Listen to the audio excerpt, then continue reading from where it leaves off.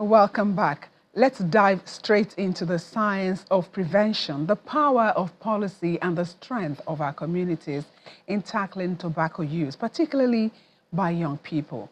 To guide us on this path is a chief consultant epidemiologist with Nigeria's Federal Ministry of Health and Social Welfare, Dr. Jamiu Ganiu.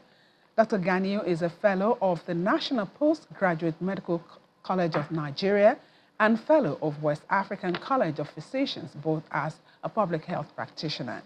It's nice to have you with us on Health Matters. Nice to have you too. Thank you for being here. Earlier I mentioned that that's WHO statistics that says that about at least 40% of young people are abusing or are addicted to tobacco. And beyond these statistics, what really is that science or biology behind why a young person is more susceptible to being addicted to tobacco than the adult? Okay, thank you for the question. I think one of the reasons is because their brain is not well developed, they're still growing, and looking at the effect of nicotine really causes addiction. And when an individual, a young person, starts taking tobacco at a very young age, they easily get addicted.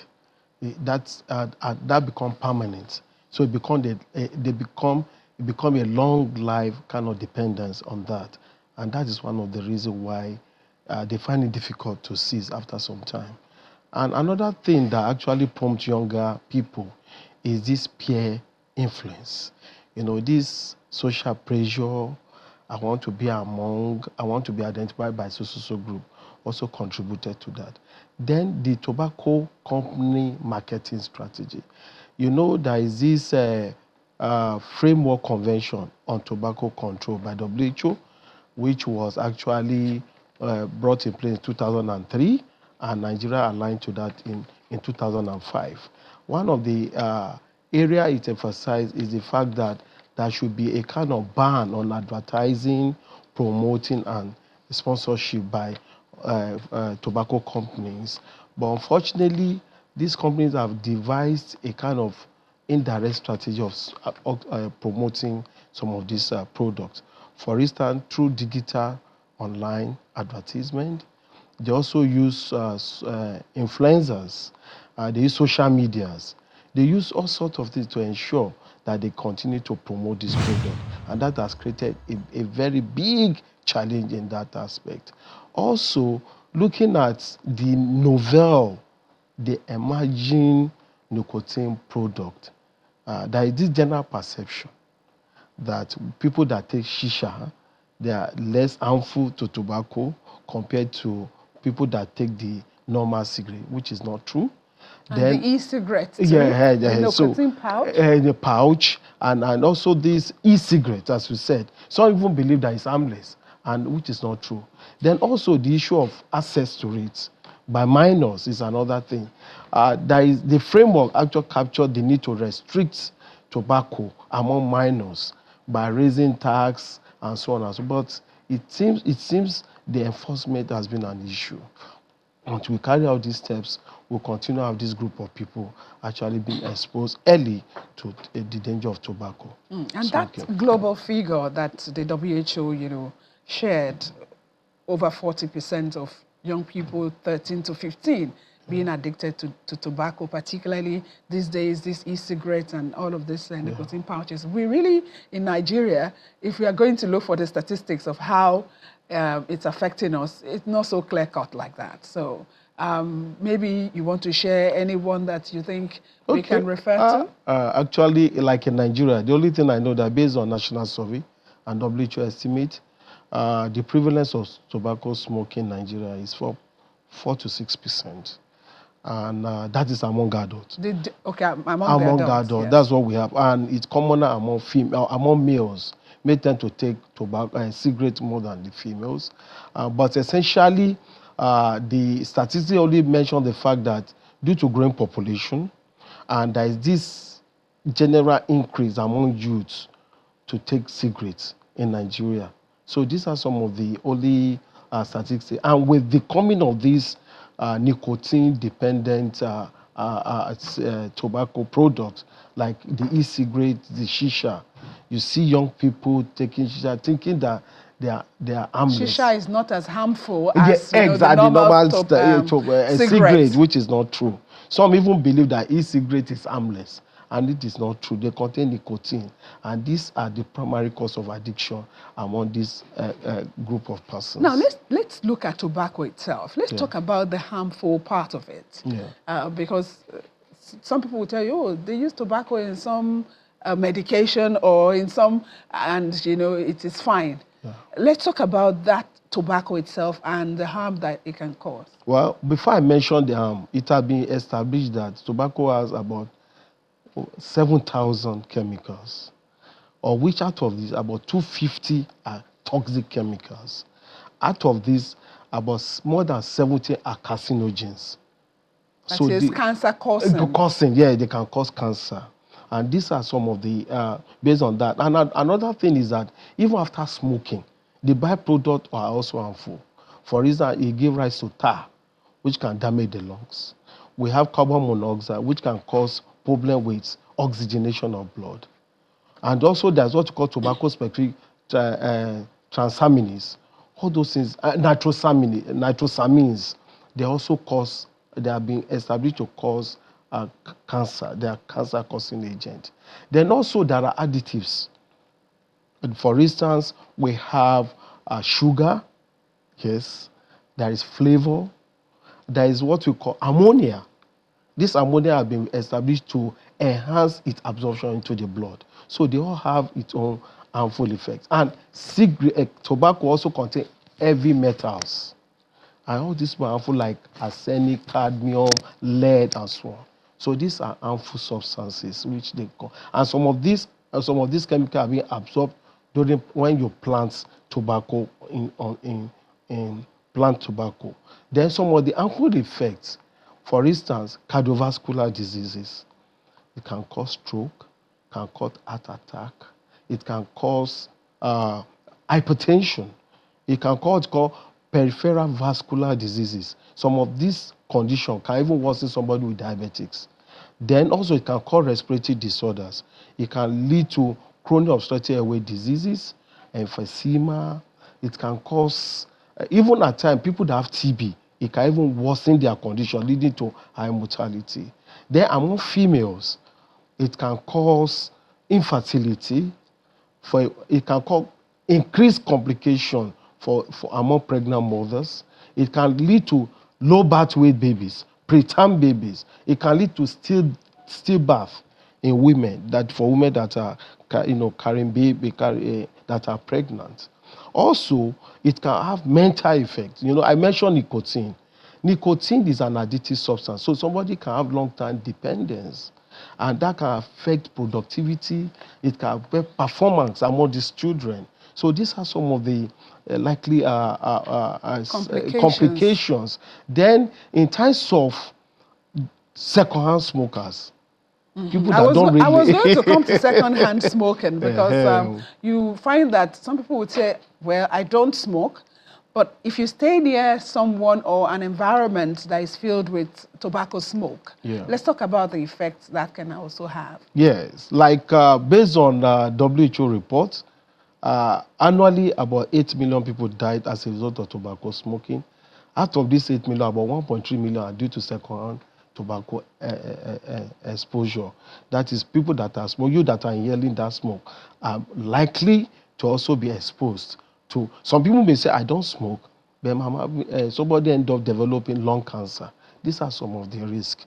So even those people, we call them secondhand smokers, they are likely to also be at risk of lung cancer, respiratory diseases, cardiovascular diseases, stroke, and many others, which I just mentioned earlier on. So they are prone to that. Okay, before we continue the conversation, let me remind our viewers that you can join us in this conversation. You have questions, you have comments. You are a smoker and you are thinking of how you want to get out of it. You can call us on 0808 542233, 0808 542233. 2233. The number is on your screen right now. Now, someone is watching and saying, my grandfather used to smoke and he never died of lung cancer. Why should it be different for me? Well, they may just assume. You know, before now, there were no sophisticated diagnostic equipment. They just somebody died or whatever. I have people who, in the past, they never knew that their parents had diabetes until now when we now have gadgets for diagnosis and so on. Likewise, that applies to cancers and so on. Some parents will have died, especially this sudden death at times. They don't know the cause and so on. So they wouldn't have known that it is as a result of tobacco, smoking, and so on. Just to also remind us some of the common cancers that are attributed to cigarette smoking. We have oral cancers. I've seen people that died of that. Laryngeal, esophageal, cervical, kidney cancer, bladder cancers, and many more. Over 20 cancers have been attributed to tobacco products. So some of them they are not doctors. Maybe they don't know. Somebody just died, no autopsy, nothing, for you to establish that. If with the call sophistication, modernization, in terms of health, diagnosis, treatment, and so on, that make people to now start discovering that tobacco actually, is a leading cause of many mortality and morbidity among globally, not only in Nigeria. Okay, so you find, and we've heard the stories of how parents don't even know that their children are smoking. Maybe when they're out of the home, they don't know how this is happening. But are there telltale signs that parents or guardians can look out for so that that child is, nipped, that habit is nipped in the bud before it becomes something bigger? Are there things that parents can look out for? Yeah. Like I'm very observant, especially with these national law enforcement agencies. They normally check their palm for nicotine stains and so on. The lips will be darkened and so on. Then by the time you see a child, always be with his peers and so on. I think parents should be watchful of that to know the kind of company they keep. Because when you have a child who mingle with people that smokes, you should expect that there is that likelihood of that child also picking up that kind of habit. So these are some of the tips I think parents can engage in to make sure that they protect their children against being exposed to that. And another thing I want to say, some may not be chain smokers. Some may say, I take it occasionally, and that may not be harmful, whereas it is not true. Even when you take it maybe not as frequent as it's supposed to be, at times, parents, even when they take it not as frequent as other, they're also exposed to the danger. So these are some. Just make sure that we know the kind of company our children keep, because you can't be 100% sure. You just try your best. But what I know is the lips. Some look at the palms to check for nicotine stains and so on. For the highly experienced, but for those, and then for people that smokes, which I know, when they're around you, you can persist some odor, nicotine odor, and so on that can guide people to, are you smoking? It can even be in their clothing, it can be in their shirts, anywhere. If someone is smoking and is very close to you, there is that possibility of you, perceiving the smell and so on. That would be a chain smoker, I guess. No, occasionally, if somebody okay. smokes, it's very easy to. If if it is not one of, certainly you will know that somebody is smoking, based on my own personal experience. Okay, so for those that are, in this habit now and they're looking at a way out, what is that way out? Is there a support that they can get from the community, from the health facilities, and what can they do? Yes, one of the global and national strategy, in line with that convention I mentioned, is that what is called helping people that want to stop. There's what called cessation services with support. And usually it involves behavioral change counseling. It involves a kind of doing what you call nicotine replacement therapy. It involves giving an alternative. The purpose of all these e-cigarettes is for some people who want to, cease from taking it. But unfortunately, people are now abusing it. So these are some of the in Nigeria.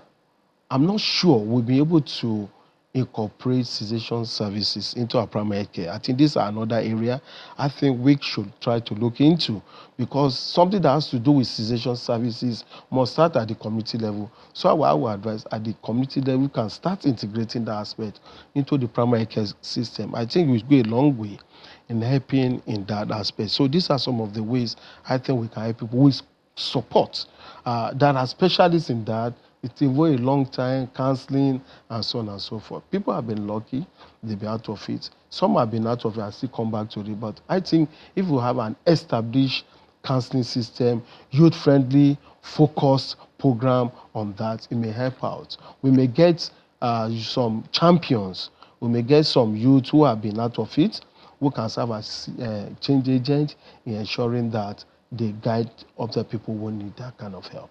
But it has to be youth-targeted kind of intervention that involve counseling, behavioral change, health education, outreach programs, life skill education, peer education programs. How can be you can incorporate the cessation services into that can help in helping those that actually need help. But we must ensure that we integrate into the primary care system between along because that is at the grassroots. That's at the grassroots. Okay. Now, yes. with all of that level. intervention, let's assume they are available.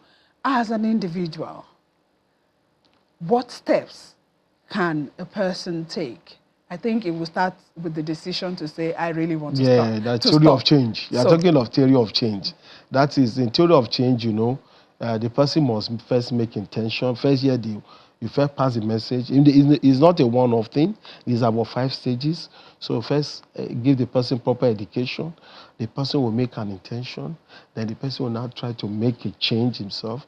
And if that person adapted that change, it now become what? Create a network and become the change agent and follow that process. And in that doing, we also try to see how they can encourage that other people to change. And as I've said, that can be done if we have an established cessation services in our community under a youth-friendly center approach. Where that is unavailable, what can that individual do? Well, just making that. It's not easy. I've seen people who have left. Perhaps maybe the person used to take like a packet a day. Yeah. Maybe they can reduce it.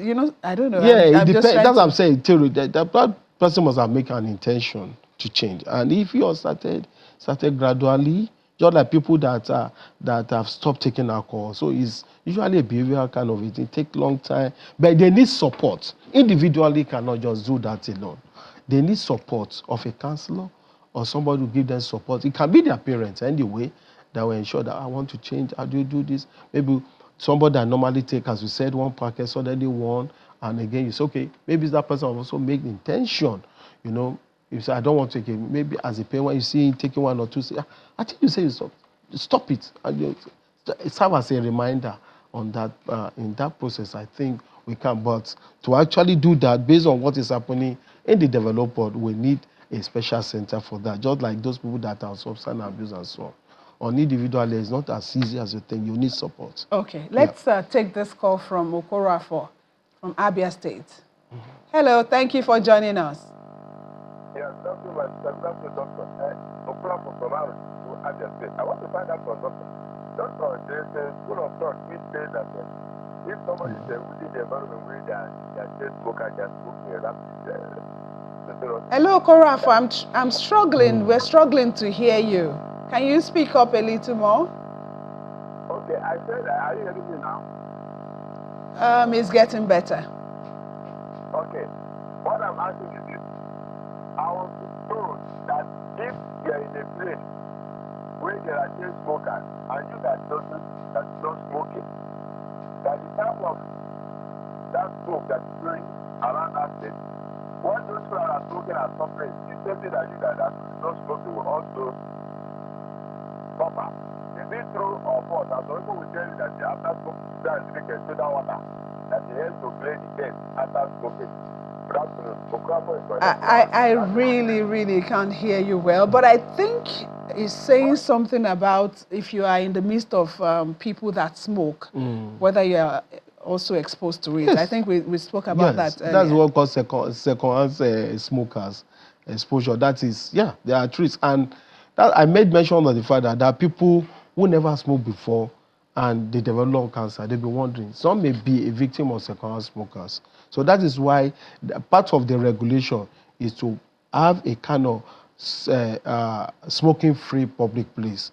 And that's why you see in some places they will label no smoking. Even when you are in the aircraft, they tell you don't smoke and so on. So these are some of the, it's part of that convention to make sure that they protect those people that do not smoke. It's part of the framework convention on control on tobacco control. So it's part of that. So in your work as a public health person, how often or how much of this do you see, particularly amongst the young people, Well, and the effect you see on them?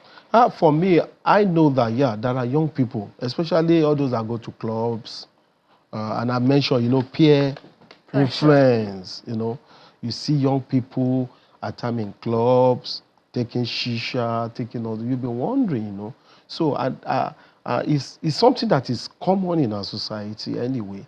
But the only thing I can say, I've not really seen much of that because it will require a lot of diagnosis and so on.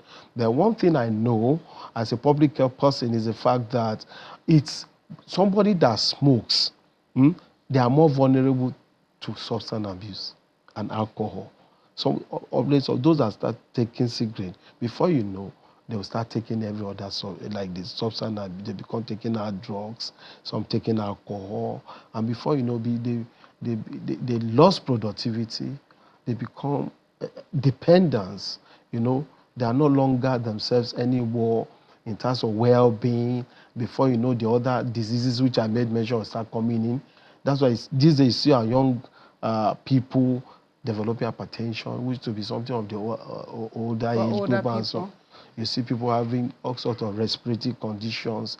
You see younger people having all sorts of cancers, kidney cancers, oral cancers, and so on. So these are some of the some of the implications, of that. That, as I've said, there is no system that tobacco cannot have effect in the body. In the body. Okay, as we wind down now, you have the attention of young people watching now. Yeah.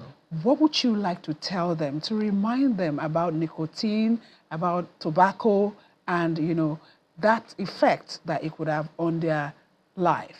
Yes, I will advise them that cigarette smoking is not something that they should consider as a social way of life.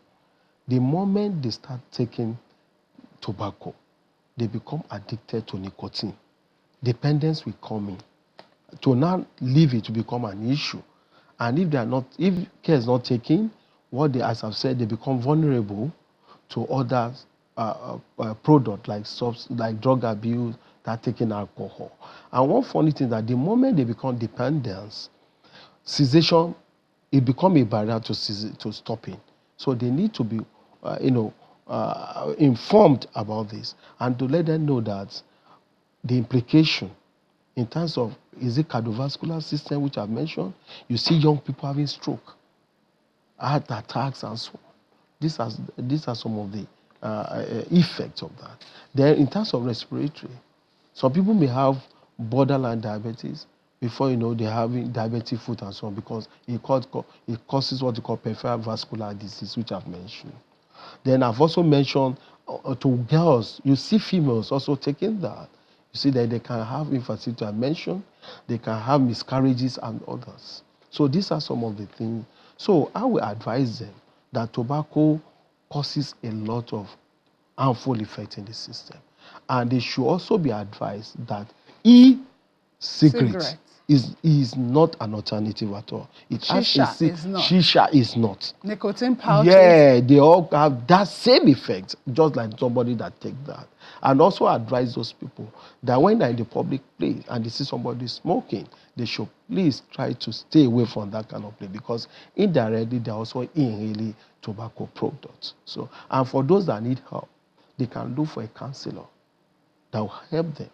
Because individually, you cannot do that. You need support. That's why it is called cessation services and support. So they need support. So they need to, and that is why in our advice, in our youth-friendly centers, I want to believe that aspect of that, because they will need a counselor, they will need to be guided about behavioral change, they need to be educated, given that on and on. It's not a one-off thing. It's usually a long-time therapy. I think they will benefit from that. Right. Then I will advise people that are taking cigarettes, our younger people, it starts from peer influence. I want to be like this. I want to be among that group identity and so on. It's not the best way. You can make friends, but you should know your boundaries. Thank you so that's so my much. advice to them. Thank you so very much. Thank you indeed for sharing your insights with us today on Health Matters. I've been having a chat with Dr. Jamiu Ganiu, the Chief Epidemiologist at Nigeria's Federal Ministry of Health and Social Welfare. Thank you indeed for your time. Thank you. And that's how we wrap up Health Matters for this week. Thank you so much for watching. I'm Yomi Otaigbe. Do make healthy choices and stay safe. Bye-bye.